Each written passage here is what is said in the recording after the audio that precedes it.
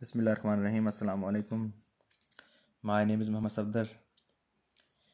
DAE mathematics first year course code 123113 के साथ आपकी खिदमत में हाज़िर हैं। आज की इस वीडियो में हम चैप्टर नंबर 6 जो कि 123 मैथ में है और चैप्टर नंबर 8 जो कि आपके पास 113 मैथ में है, वेक्टर और स्केलर स्टार्ट करेंगे। तो आपके पास जो 6 चैप्टर है 123 मैथ में पेपर ए में है और पेपर बी में 113 में जो है ना, ये पेपर बी में है। चैप्टर नंबर वहाँ पे क्या है, 8 है। ये बेहद इम्पोर्टेंट चैप्टर है। इसमें से 5 शॉर्ट क्वेश्चन और 1 लॉन्ग क्वेश्चन यहाँ से हर साल बनता है, तो ये बहुत ही इम्पोर्टेंट चैप्टर है। वेक्टर देखें 123 मैथ है ये मेरे पास, और इसमें ये चैप्टर नंबर 6 है इसमें। ठीक है, इस तरह से जो 113 मैथ है तो इसमें ये चैप्टर नंबर आपके पास 8 है। Chapter number 8 vectors and scalars. तो आज इसकी पहले थ्योरी देखते हैं, फिर क्वेश्चन सॉल्व करते हैं, क्योंकि थ्योरी इसकी इम्पोर्टेंट है। तो सबसे पहले हमारे पास यहाँ पे है फिजिकल क्वांटिटीज़। ठीक है,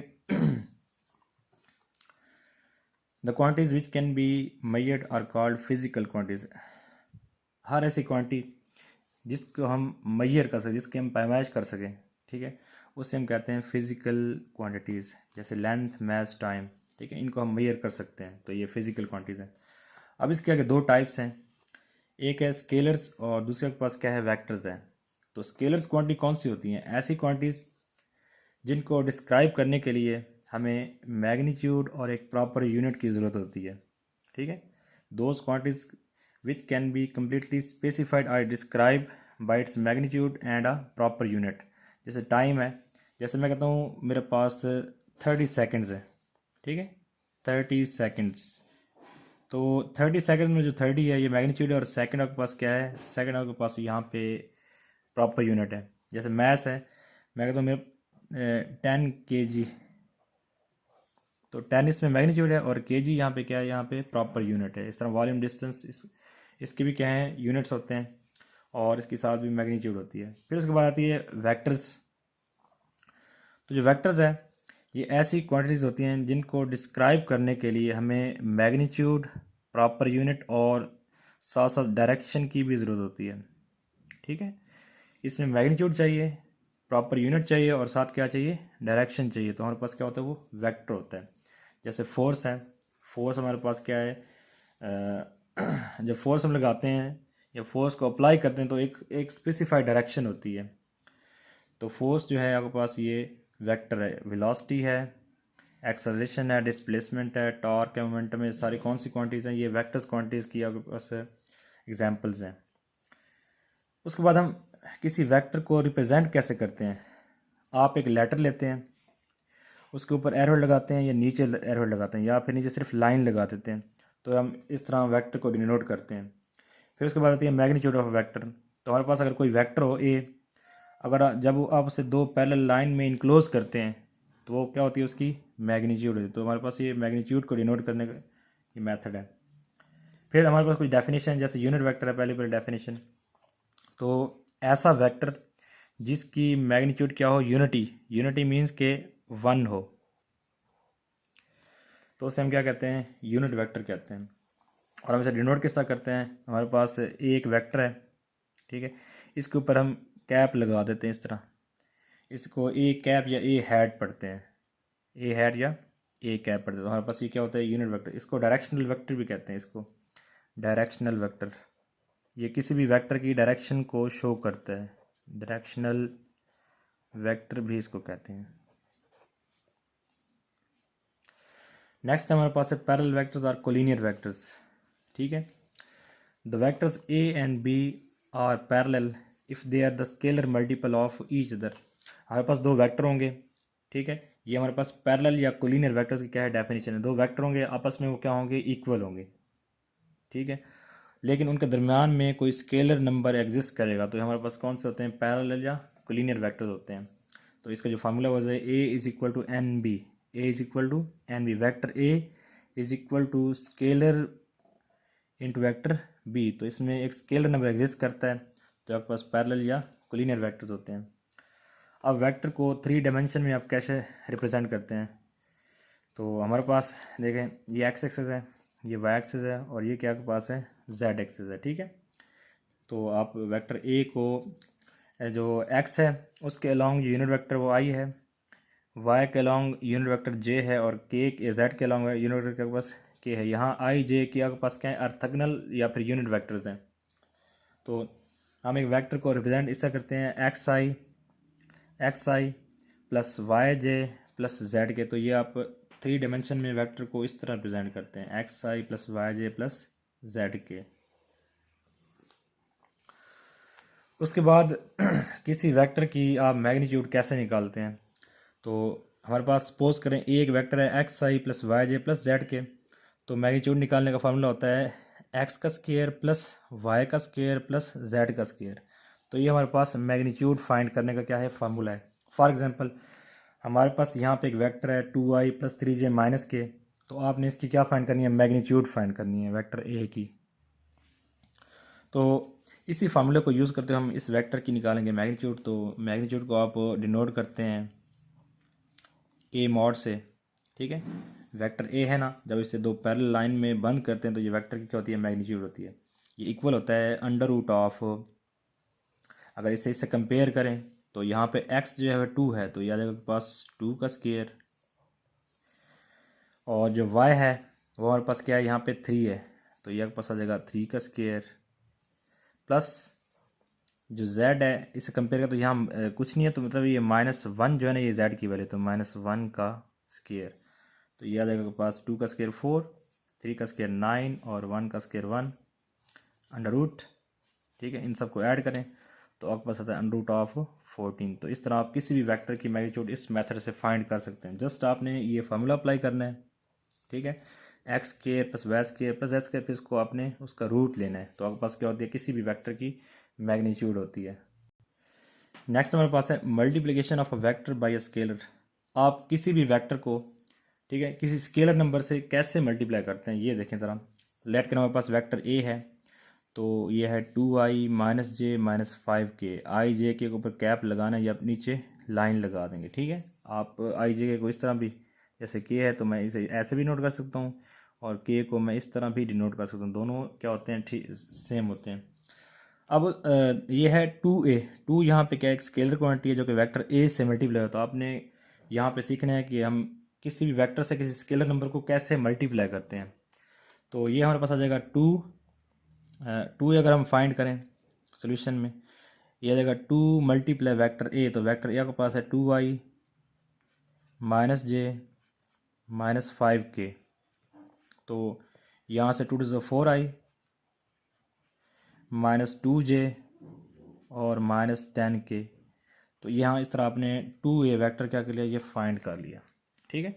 सिंपली आपने क्या करना है, जो वेक्टर है उससे आपने 2 से अंदर मल्टीप्लाई करना है। अब 2 से पहले 2 टू या ये 4 बन जाएगा, फिर 2 यहाँ पे -1 है, तो 2 मल्टीप्लाई -1 -2, फिर आपने 2 करना है 5 से, 2 5 10 प्लस माइनस माइनस 10। तो बस ये हमने स्केलर को एक वेक्टर से मल्टीप्लाई कर दिया। फिर इसमें हमारे पास इसमें जो है ये एक्सरसाइज का लास्ट टॉपिक जो हमने पहली एक्सरसाइज करनी है, direction cosine of a vector. Suppose करें हमारे पास ये 3 डायमेंशन है, एक्स एक्सिस वाई एक्सिस और जेड एक्सिस। तो एक्स के अलॉन्ग होता है आई यूनिट वेक्टर, वाई के अलॉन्ग जे और जेड के अलॉन्ग क्या होता है के। और सपोज कि हमारे पास यहाँ पे एक वेक्टर आर है, ठीक है, जिसके कोऑर्डिनेट्स कौन से हैं, एक्स वाई और जेड कोऑर्डिनेट्स हैं। तो ये जो है एक्स के साथ जो एंगल बनाता है उसे अल्फ़ा कहते हैं, वाई के साथ जो बनाता है उसे बीटा कहते हैं, और जो जेड के साथ बनाता है उसे क्या कहते हैं, गैमा। तो अल्फ़ा बीटा गैमा यहाँ पे क्या है, ये डायरेक्शन को साइंस हैं, ठीक है। और हमारे पास एक वेक्टर है एक्स आई 3 डायमेंशनल है, तो आर को डिनोट करेंगे एक्स आई प्लस वाई जे प्लस जेड के से। फिर हमने क्या करना है, आर की निकालनी है मैग्नीट्यूड, जो कि इक्वल है under root of X square plus Y square plus Z square, ठीक है, इसकी मैग्नीट्यूड है। The angles alpha beta gamma are called the direction angles, and cos alpha cos beta cos gamma are called direction cosine of the vector R. तो ये जो है ना, ये हमारे पास एक्सरसाइज के जो है ना, पहली एक्सरसाइज के आखिरी 2 क्वेश्चन है और बड़े इंपॉर्टेंट है, पेपर में इनमें से कोई ना कोई लाजमी आता है। तो उसमें आपने जस्ट डायरेक्शन को साइंस फाइंड करने हैं। तो आपको जो वेक्टर गिवन होगा, ठीक है, उसकी आपने निकालनी है मैग्नीट्यूड।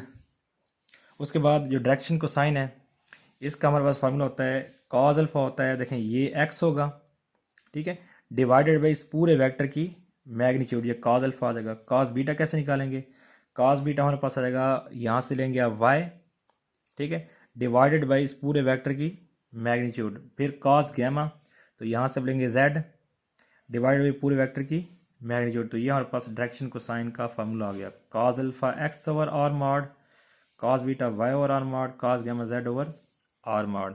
तो हमारे पास ये डायरेक्शन को साइन का फार्मूला आ गया। तो आइए अब हम एक्सरसाइज स्टार्ट करते हैं। 1-2-3 मैथ में ये एक्सरसाइज 6.1 है और 1-1-3 मैथ में ये एक्सरसाइज क्या है, 8.1 है। 8.1 जो है ये पेपर बी में आता है 1-1-3 में, और जो 1-2-3 में ये 6.1 जो पेपर ए में, और दोनों में जो है ना आपके पास ये 5 शॉर्ट क्वेश्चन आते हैं और एक लॉन्ग क्वेश्चन यहाँ से बनता है। तो क्वेश्चन नंबर 1 है, if A is equal to 3i minus J minus 4k and B is equal to minus 2i plus 4j minus 3k and C is equal to i plus 2j minus k, find unit vector parallel to 3a minus 2b plus 4c। अब बात ये है कि हमने यहाँ पे जो है ये हमारे पास एक पूरा वेक्टर है ये वाला, ठीक है, आपने इस वेक्टर का यूनिट वेक्टर फाइंड करना है, ठीक है। तो देखें आपको पता है यूनिट वेक्टर का फार्मूला होता है, उसे A cap is equal to vector A divided by vector A की ऊपर आ जाएगा vector A cap is equal to vector A divided by vector A की मैग्नीट्यूड। तो यहाँ पास यूनिट वेक्टर का ये फार्मूला होता है, ठीक है।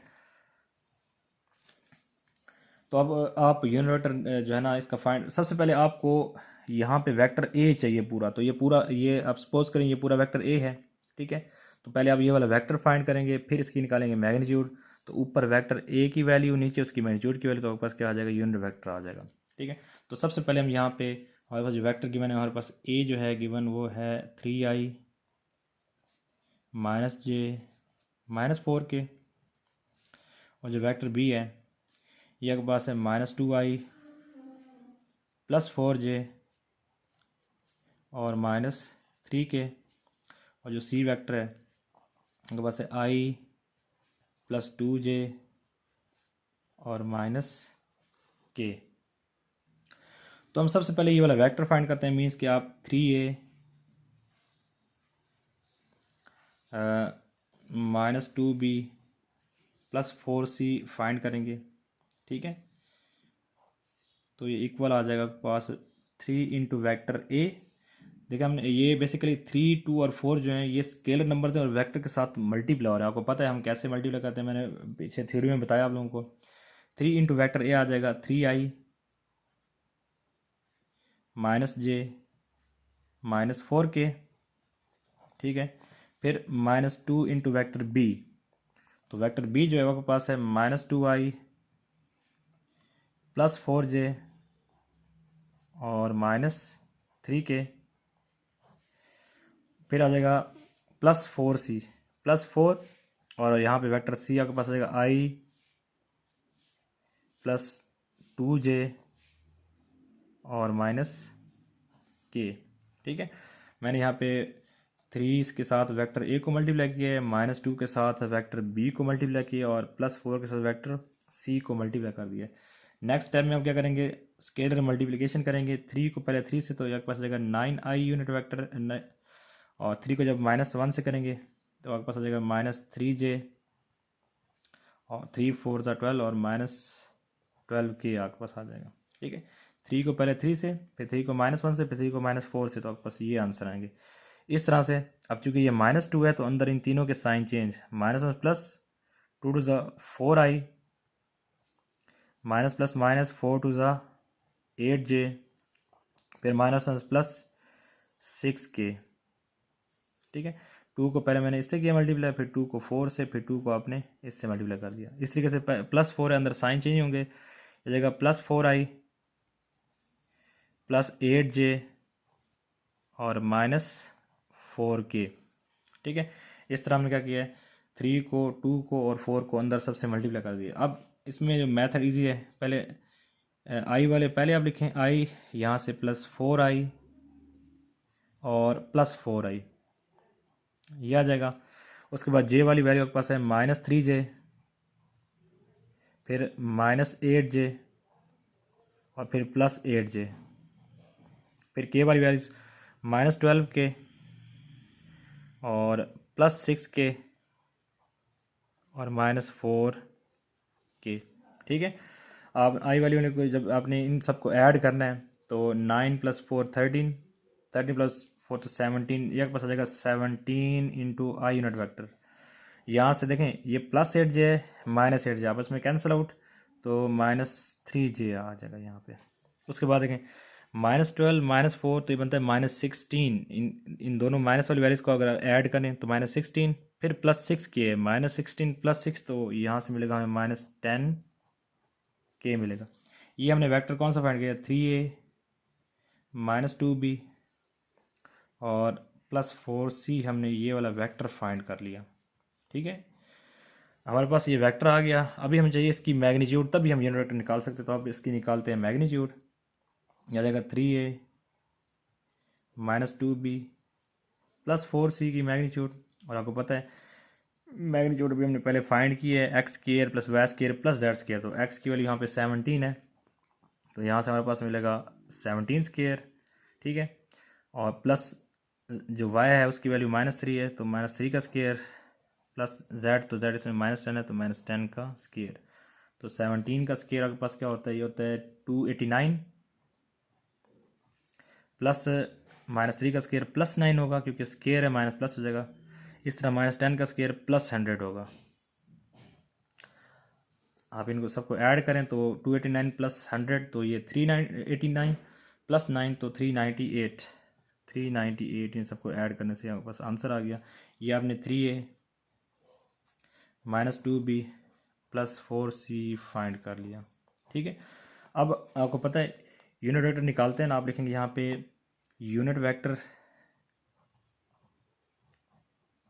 इज इक्वल टू ऊपर वेक्टर, तो वेक्टर हमारे पास ये होगा 3a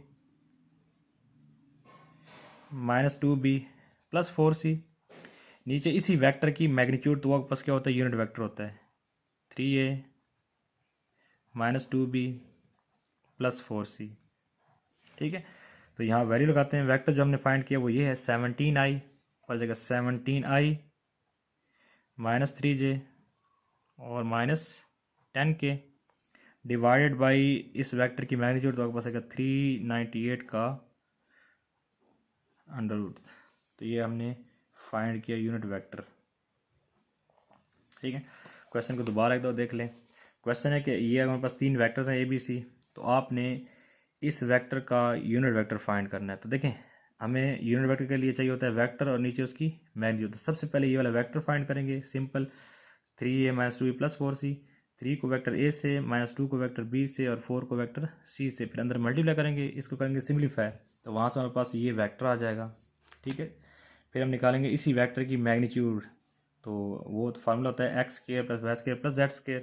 तो x इसमें 17 है, y इसमें -3 है और z इसमें क्या है -10 है, इसका होल स्क्वायर आ जाएगा। तो 17 का स्क्वायर 289, इस तरह -3 का स्क्वायर 9 और 10 का स्क्वायर 100 आ जाएगा। इन सबको ऐड करें तो 398, ये हमारे पास मैग्नीट्यूड आ गई। अब यूनिट वेक्टर का फार्मूला होता है ऊपर वेक्टर न्यूमरेटर में और नीचे डिवाइड में उसकी मैग्नीट्यूड, तो ये ऊपर वेक्टर आ गया ये वाला। ठीक है, और डिवाइड में उसकी मैग्नीट्यूड, तो वेक्टर हमने फाइंड किया ये है और मैग्नीट्यूड हमने यहाँ से निकाली, तो यहाँ पुट कर दें, ये आपका रिक्वायर्ड आंसर है।